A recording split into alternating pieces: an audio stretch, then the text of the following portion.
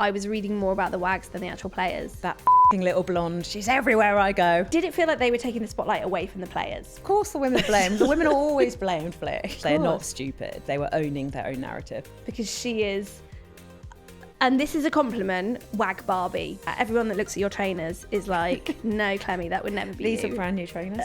The WAG is on the decline.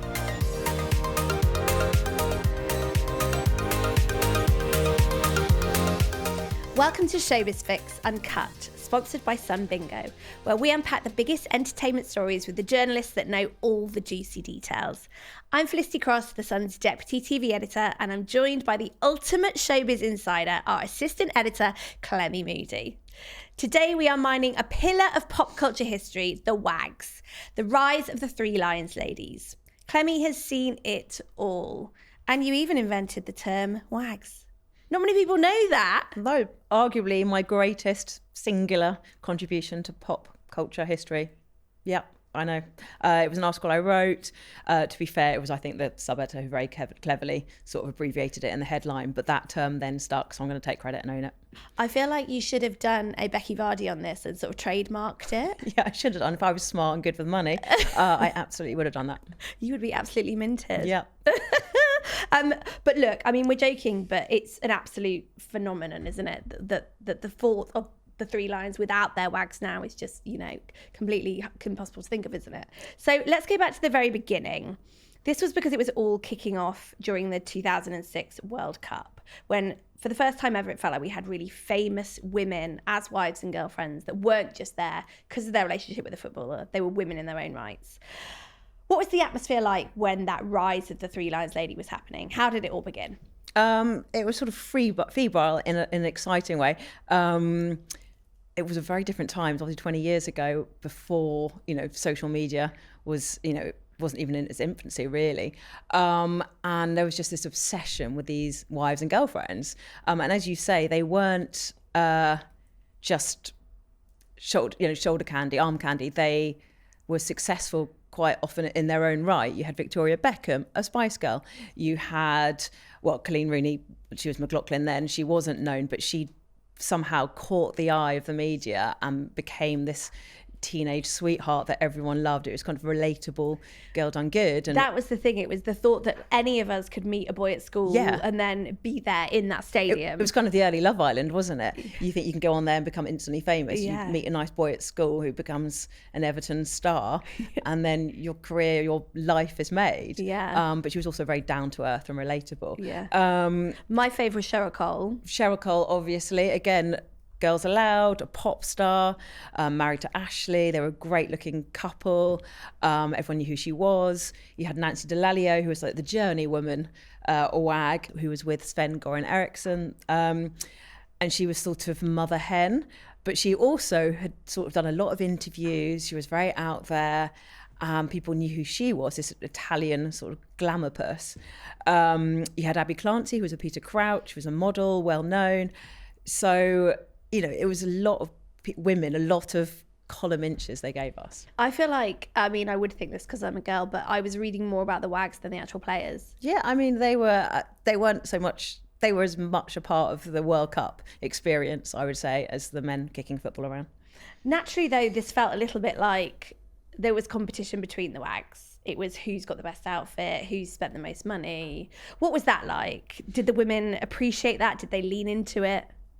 Yeah, I like to think of it as meta-feminism because everyone's like, oh, they're just spending their husband's money. Well, no, Victoria Beckham at that stage probably earned as much as David. So they were reclaiming their identities and bossing it and ordering the Moet champagne, ordering the Verve. I think they spent 23 grand on a night out. And yeah, very much there was a pecking order. So you had Victoria and Cheryl, Victoria, chief WAG. You had Cheryl just underneath her, rivaling her. Victoria very much did her own thing. She'd go out for dinner with her family, minus David, who was in the players' hotel. But then you had the rest of them, and then the sort of lesser known ones who were in the back of pap shots, bless them. Yeah. But yeah, it was almost like who can spend the most in a shop in 1 hour, and who can drink the most champagne, who can be the most generous with their credit card. And they were all very generous buying rounds. The one that I find fascinating among all of this was Colleen, because she was the one that wasn't as famous in her own right. You know, there's all those pictures of her in her puffer jacket after school with her Jane Norman bag. And, you know, she was flung into not just the spotlight through Wayne, but also up against these incredibly glamorous women. Yeah. What was her vibe throughout this? I like Colleen. Colleen sadly does not like me so much, I would say. She's just a really nice woman, a nice girl, and she held her own. Like, she owned that space. She also liked a shopping spree, and I think she got papped spending like 950 quid on a shopping trip, and a local German reporter said, "Oh, Colleen, what have you bought?" And she just went, "Oh, I just popped out for a few bits and pieces," you know, armed with bags. But she kept herself to herself, but she was very popular with the women. She'd brought like her best friend Claire along, her family were there. She more than held her own. Have any of the WAGs ever spoken to you about the fact that you invented the term WAG? Do No. they credit you correctly? No, I'm not. That's not my legacy, sadly. But hopefully after this, it will be. I just thought of another Colleen story. She was out shopping one morning, and basically my job was to, follow these women and write their every move. And I'd been out with them till 3 a.m. Then I'd be up the next morning at 9, waiting for them. And my life very much, I was living vicariously through, say, Colleen. And on about the 4th or 5th morning, when she was out shopping in local cobbled streets of Baden-Baden, this gentle pedestrian Black Forest town, I just saw her look up, look me up and down and go, "That," can I swear? Bleep it out. "That little blonde, she's everywhere I go." And I was like, "Hiya." And her PR, who was out there at the time, said, "I remember that incident." And she said it in an endearing way. She wasn't really aggressive. She knew it was your job, and she was mindful of that. But yeah, I think poor Colleen was sick to the back teeth of me by the end of those 2 weeks. So you were out there in Baden-Baden. Yeah. You were sent there by the newspaper you're working for to cover the WAGs. Mm-hmm. Not the footballers, the WAGs. Yeah, and as somebody who wanted to be a sports journalist, and this is not how I saw my life going, but we move with the times. So yeah, I was sent there as a WAG reporter. So you were there. You invented it. So the fascinating thing about this is that the squad of 23 players, 22 of them took their wife and or girlfriend out there, which is insane when you think about it, isn't it? Yeah, are they all really codependent or something, these like top level sports players? Did it feel like they were taking the spotlight away from the players? Yeah, obviously it did. Probably partly my fault. Rio Ferdinand's since come out and said, it became a circus, and eyes of the public were on the women, not the men, and it was all a bit of a distraction. Of course, the guys are reading these reports every day. And people started to, they were dominating the front pages, not the back pages where traditionally sport is covered. So it was a whole brave new world. And the women, I would say, were being talked about pretty much as the men, if not more. And obviously England crashed out in the quarterfinals to Portugal. Mm-hmm. Were the women blamed? Yeah, of course the women are blamed. The women are always blamed, Flick. You know that as much as I do. So yeah, it's the women's fault that the men crashed out and were subpar on the pitch. So you're in Baden-Baden, following them, seeing what they're up to, reporting on them for the people, because we just couldn't get enough of it, could we? Yeah. What was the day in the life of the WAGs out in Baden-Baden? Okay, so they would surface around 9:30. I'd managed to book into the hotel that they were staying at, whereas no other journalist did. Which hotel was it? Can't remember. How many stars? 5-star hotel. It was a Lovely. spa hotel. It was beautiful. So I'd managed to get myself in there because I had a German housemate at the time. So I made him book under his name, and I was staying at the shitty one down the road. So we swapped rooms as soon as he arrived. So I was in with the WAGs. So I would get up at like 8-9 diligently, file my copy or whatever, and then I'd wait in the breakfast room for them, and they'd start to filter down about 9:30ish. Carly Zucker, who was going out with Joe Cole, she used to go for a morning jog every day. Paps used to get her. She was caught like looking at the Pap picture, going, "Send that one in." These women knew what it could do for their profiles. They're not stupid. They were owning their own narrative. Mm-hmm. So anyway, 9:30 they'd have some breakfast. About 11. What are they eating for breakfast? I mean, if you're Victoria Beckham, it's, you know, a poached egg. But they were normal, healthy, you know, some of them were hungover. They were just normal women, like, yeah. But Victoria Beckham was very healthy. And then around 11:30, they would generally go shopping for about 2 hours. There were loads of designer shops in Baden-Baden. So they would go to Gucci, Roberto Cavalli, I seem to remember at the time, was a big thing. They'd spend either their money or their husband's money, depending on who the woman was. Did you have any moments like in Pretty Woman where you'd be in these designer shops and the shop assistants would be like, can we help you? Yeah, definitely. They'd looked at me in my sort of head to toe H&M and Zara, and I clearly was not looking like, I was probably looking like this, but 20 years younger. So yeah, I was not a pretty woman. But yeah, I would trail them around these shops. They'd come out laden with bags, and then they'd have a spot of lunch, and then they'd disappear. They'd maybe talk to their partners, have a debrief in the hotel, go to their rooms. Quite often they'd have a spa treatment. There was a lot of massages, a lot of facials being done. They spent thousands of pounds down in that basement spa. And then 6 o'clock, they'd surface again for a cocktail in the hotel bar. Pear Bellinis was the sort of cocktail du jour back then.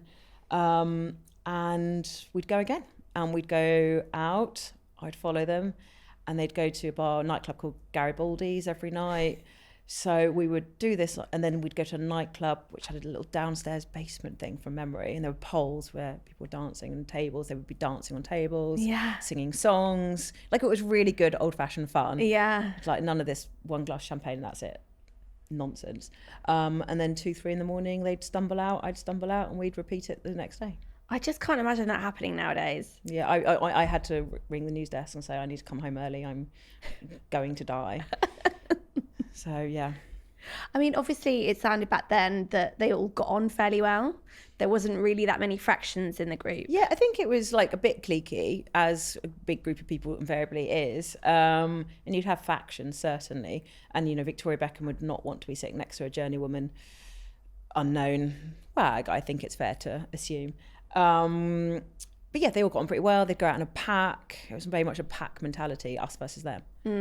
I mean, obviously that's very different to the WAG kind of era that we're currently in, or moving out of, perhaps, where, you know, we saw Colleen versus Becky Vardy become, you know, almost the chasm between the WAGs. It split the group, didn't it? Yeah, I'm pretty sure this 2026 bunch of WAGs have looked at Colleen and Rebecca Vardy and said, we will not be that.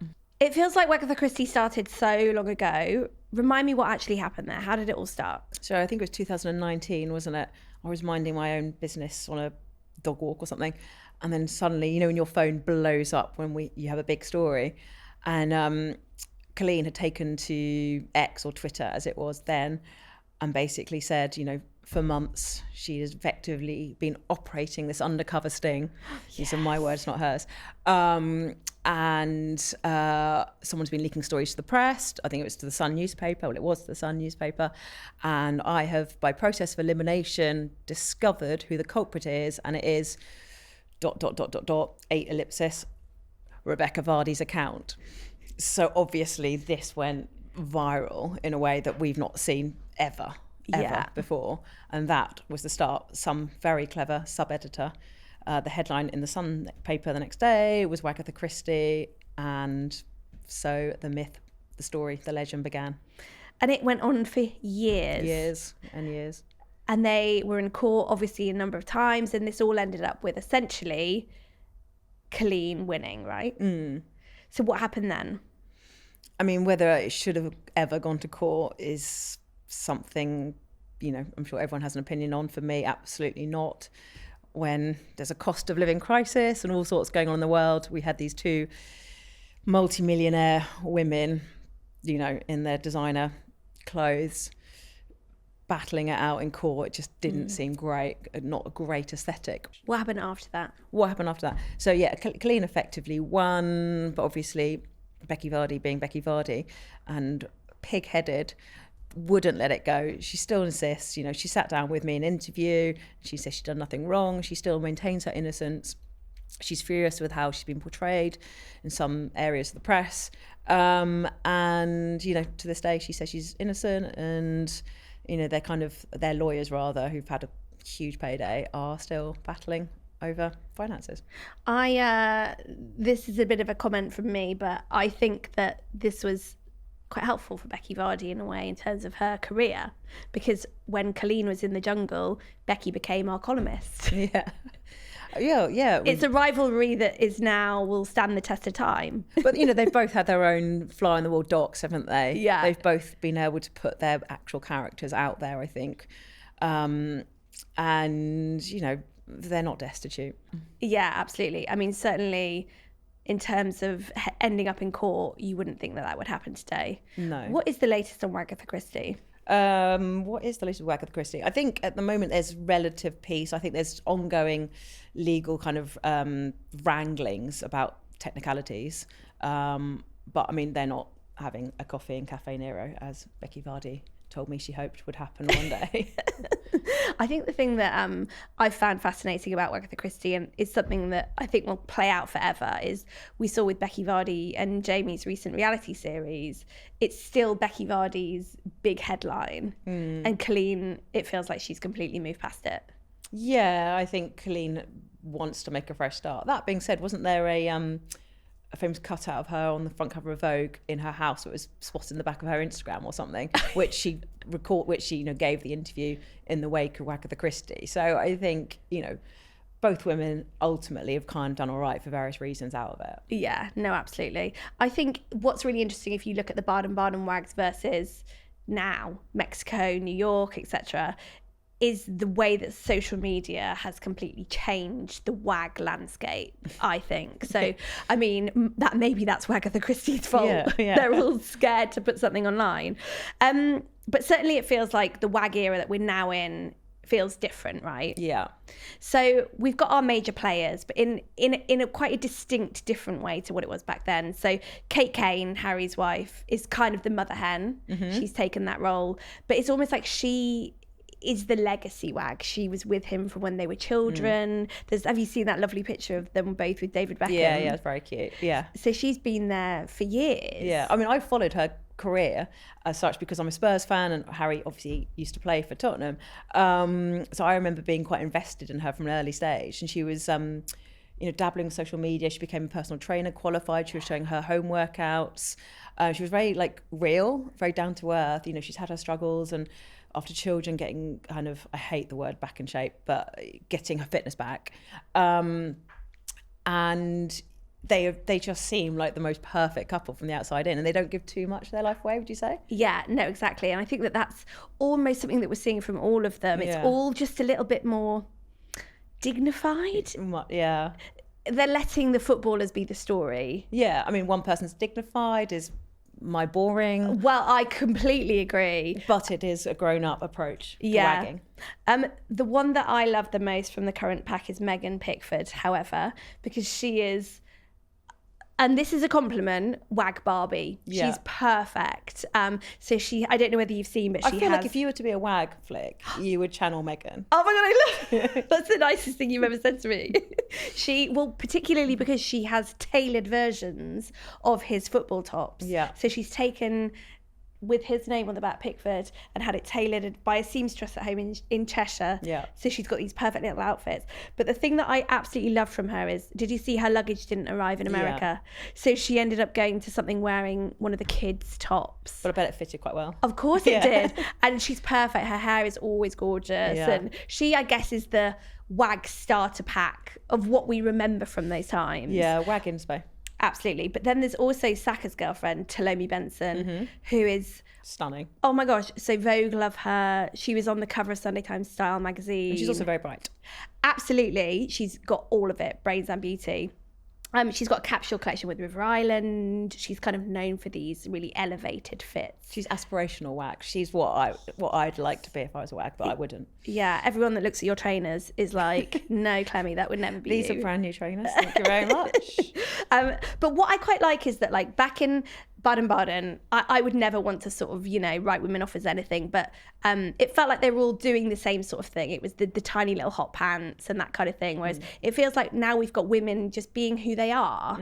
So Megan's super glam, and Talomi's sort of, this fashion queen, and then Kate's, she's 33, she's just owning it, she's coming to her own. And I feel like there's not a hint of caramel hair extension or a whiff of fake tan, is there? It's all, as you say, be what you want, be who you are, be authentic, and control your own narrative.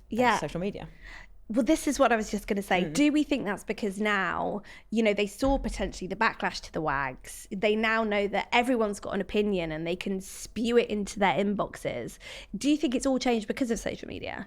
Yeah, I mean, I think if you'd want to be a WAG today because you can control what you put out there.